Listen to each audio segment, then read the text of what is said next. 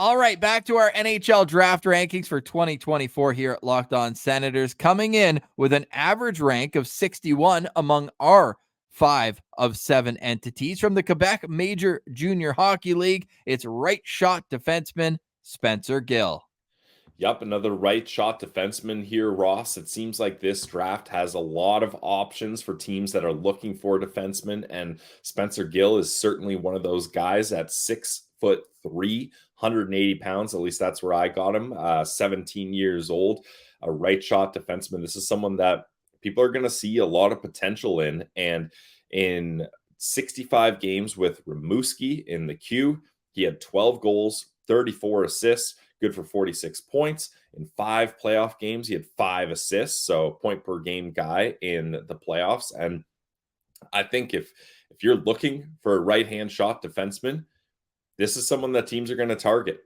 And I think he's going to go higher than this on draft day. We have him at 65, but a big part of that is McKean's down at 80 on him. Bob McKenzie has him at 58, elite prospects at 62. Craig Button's the highest on him at 44. He's an honorable mention just outside Scott Wheeler's first 2 rounds. But what I see is a guy who's getting better and better. Not only are the size, the tools there, and the fact that he's an August birthday, one of the latest of this draft class. So you have that extra runway. You're also looking at the year-over-year improvements that he's made, and that is tremendous offensively. As a rookie in the QMJHL, and it's the Quebec Maritime League now, so egg on my face. I'm an old school guy, the major junior route, but I like that they did that, Ross. It always seemed like they were snubbing all the East Coast teams, so that's good. We've also got a Maritimer on our hands here in Spencer Gill. He's from Riverview, New Brunswick, grew up playing for the Moncton Hawks. And even when he was there as a young kid, right, he's good offensively. Then you take a step back when you play in the best league for juniors in the area.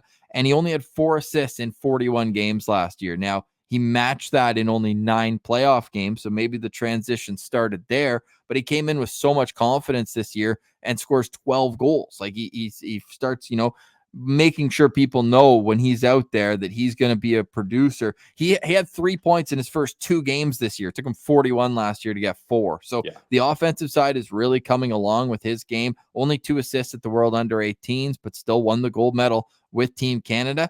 He's the type of guy that next year, to me, could be leading the queue in scoring by a defenseman. I don't know what the situation is for the Rimouski Oceanic, where they are in their competitive cycle. I know they were a first-round exit, not this past year, the year before, and then didn't even make it this year. A first-round exit this year, made it to the second round last year. But still, to me, it's like, if you can surround this guy with good players, he's going to score on the power play. He can move the puck well at the top of the umbrella. He's a guy that I actually really like, maybe not as high as where the Sens are 39th in the second round. But to me, if a team takes a shot on him mid to late second round, there's certainly some upside there for him. Yeah, I think that's fair, Ross. He describes himself as a two-way defenseman, and he's able to move well and able to rush the puck up the ice. And what a lot of scouts are saying, that he's had success with timing his pinches and knowing when to join the rush. That's allowed him to boost his offensive numbers. Like you mentioned, big improvement from his rookie season. And scouts were saying at the start of the season, like, okay, this is a right-hand shot defenseman with some size, but man, he struggles defensively. Well, a lot of people are saying that he's really made solid improvements on the defensive side of the puck as the seasons went on, which is fair. Like, when you're a rookie in a junior league, you're probably going to struggle defensively a little bit, but then with time and with coaching and getting comfortable in your atmosphere and with your D partner, you're going to get better defensively, hopefully. And that's what the case is with Spencer Gill. Yeah, exactly. And what I also see scouts saying about him too is that, yeah, not only was the defensive game bad, but it was bad in every area. Like, you're talking defensive zone and off the rush, where his gap control was bad. He was getting beat out of position. But as he's growing into this 6'4" frame, you're starting to see him pick up the tendencies. So as long as that hockey IQ can continue to grow, I think as long as you get him in your development system after 1, maybe 2 more years in the queue, you could have a defenseman on your hands here that in 5 years' time is running a power play unit at the NHL level and being an effective contributor at 5-on-5. If not, I think even the floor for him is a guy where you're only really comfortable putting out there in the man advantage. That's why I put in his little thing, high risk, high reward.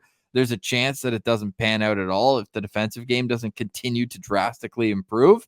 But the upside there as a premium position and a guy who's going to be able to produce points, hopefully at the NHL level, he's a guy who's very intriguing if your team just took him in the late second, early third round, where I think he will end up in the NHL draft. Pilsy, from an Ottawa Senators perspective, how many stars for Spencer Gill? So, Ross, I'm not as high on his offensive upside as I think you are. So that lowers him for me a little bit here. Not to say that it's impossible for him to reach that potential you're talking about, but I just don't quite see it for Spencer Gill. I think more likely he's going to end up being a solid two-way guy.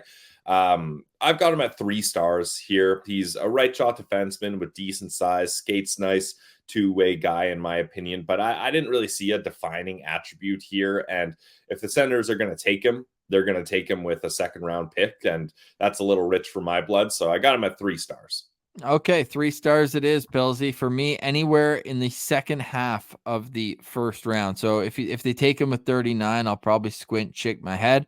But if they're able to either get a third round pick or if he lasts until round 4, then I'd be comfortable with any of those selections for Spencer Gill, who comes in number 65 on our 2024 NHL draft rankings here on Locked On Senators. Make sure you check us out on YouTube for more as we count down from 80 all the way to number 1.